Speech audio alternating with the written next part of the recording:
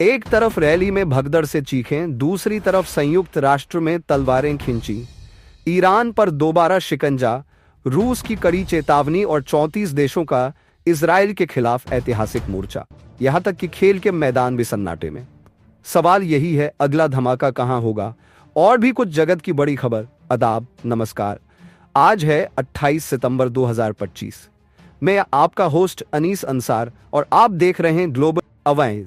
तो चलिए शुरू करते हैं। सबसे पहले एक छोटी सी रिक्वेस्ट, हमारे चैनल ग्लोबल आवाज को सब्सक्राइब करें और बेल आइकन दबाना ना भूलें। सबसे पहले बात भारत की। तमिलनाडु के करूर से दर्दनाक खबर। तमिलगा वेट्री कड़गम टीवीके के अध्यक्ष और अभिनेता विजय ने अपनी रैली में हुई भगदड़ पर गहरा दुख जताया है। इस हादसे में 39 लोगों की मौत हुई, जिनमें महिलाएं और बच्चे भी शामिल हैं।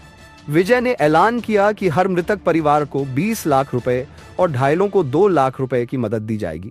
वहीं सीएम स्टालिन ने साफ कहा कि हाई कोर्ट के रिटायर्ड जज की अगुवाई में जांच कमेटी बनाई गई है और सच्चाई सामने आने के बाद ही अगली कार्रवाई होगी। खबर की तरफ। संयुक्त राष्ट्र महासभा में भारत के विदेश मंत्री एस जयशंकर ने भाषण दिया।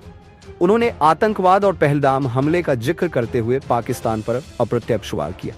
दिलचस्प ये रहा कि जयशंकर ने एक बार भी पाकिस्तान का नाम नहीं लिया, जबकि पाकिस्तान के पीएम शहबाज शरीफ ने भारत का नाम कई बार लिया था। भारत ने पलटवार करते हुए राइट टू रिप्लाई में कहा, अगर तबाह रनवे और जले हैंगर जीत है तो पाकिस्तान उसे जीत मानकर खुश रह सकता है। अगली खबर। ब्रिटेन, फ्रांस और जर्मनी ने ईरान पर कड़े तेवर दिखाते हुए संयुक्त राष्ट्र के पुराने प्रतिबंध फिर से लागू कर दिए। तीनों देशों ने कहा कि ईरान का परमाणु कार्यक्रम लगातार बढ़ रहा है और वो सहयोग नहीं कर रहा, इसलिए आखिरी उपाय के तौर पर यह प्रतिबंध लौटाना पड़ा। हालांकि ईरान के राष्ट्रपति मसूद पेजेश्कियान ने इसे अनुचित और गैरकानूनी बताया और साफ कहा कि ईरान का परमाणु हथियार बनाने का कोई इरादा नहीं है। अगली खबर देखिए। संयुक्त राष्ट्र में रूस के विदेश मंत्री सर्गेई लावरोव ने बयान दिया। उन्होंने कहा कि रूस का नेटो या यूरोपीय देशों पर हमला करने का कोई इरादा नहीं है, लेकिन अगर रूस पर हमला हुआ तो जवाब निर्णायक होगा।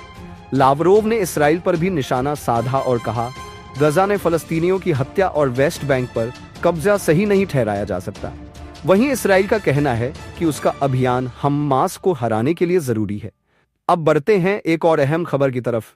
ईरान ने अमेरिका और यूरोपीय देशों ए3 के दावों को खारिज कर दिया है कि संयुक्त राष्ट्र के पुराने प्रतिबंध फिर से लागू हो गए हैं। ईरान का कहना है कि वो किसी भी ऐसे प्रस्ताव को मानने के लिए बाध्य नहीं है। ईरान ने चेतावनी दी कि राष्ट्रीय हितों को नुकसान पहुंचाने वाले किसी भी कदम का उचित जवाब दिया जाएगा। इस बीच रूस और चीन ने भी इन प्रतिबंधों की बहाली की निंदा की है। अगली खबर। संयुक्त राष्ट्र में भाषण दे रहे नेतन्याहू के बीच बड़ा झटका लगा।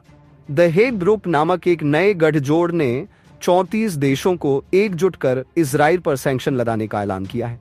7 बड़े कदम तय किए गए। हथियारों की सप्लाई रोकना, शिपमेंट ब्लॉक करना, निवेश हटाना, ऊर्जा नाकेबंदी और युद्ध अपराधों की मुकदमेबाजी तक। कोलंबिया और साउथ अफ्रीका ने चेतावनी दी कि अब हर सरकार को फैसला करना होगा, नरसंहार की साझेदारी या इंसाफ का रास्ता। और अब अगली खबर। इटली से खेल जगत की बड़ी खबर। मशहूर जिरो डेलीमिलिया साइकिलिंग प्रतियोगिता रद्द कर दी गई है। आयोजकों ने पब्लिक सेफ्टी को लेकर यह फैसला लिया। दरअसल हाल ही में स्पेन की राजधानी मैड्रिड में वोल्टा ए स्पानिया रेस के दौरान प्रो पैलेस्टीनियन प्रदर्शनकारियों ने इजराइल प्रीमियर टेक टीम का विरोध करते हुए सड़कें जाम कर दी थी, जिसके चलते आखिरी स्टेज कैंसिल करना पड़ा। अब एहतियातन इटली की इस बड़ी रेस को भी रोक दिया गया है। लेबनान से बड़ी खबर।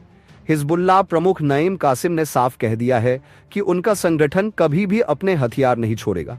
बेरूत में हजारों समर्थकों के बीच अपने पूर्व प्रमुख हसन नसरल्लाह की बरसी पर बोलते हुए कासिम ने वादा किया कि हिजबुल्लाह अपनी सैन्य ताकत को बनाए रखेगा और इजराइल के हित में किसी भी प्रोजेक्ट का डटकर सामना करेगा।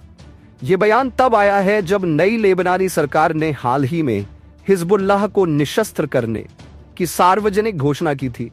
बरसी से पहले ही लेबनान में समर्थकों और विरोधियों के बीच तनाव तेज हो गया है। अगली खबर।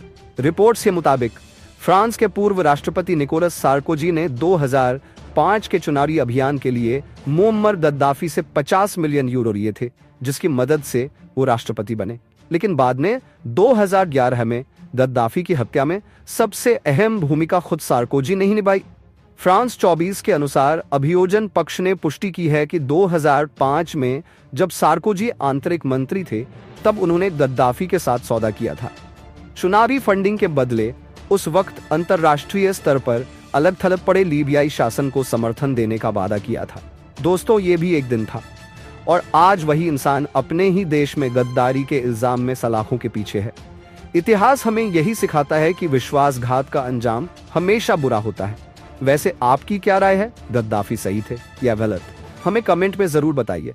तो दोस्तों, ये थी आज की बड़ी और अहम खबरें। अगर वीडियो पसंद आए तो लाइक और शेयर जरूर करें। मिलते हैं अगली वीडियो में, तब तक के लिए अलविदा।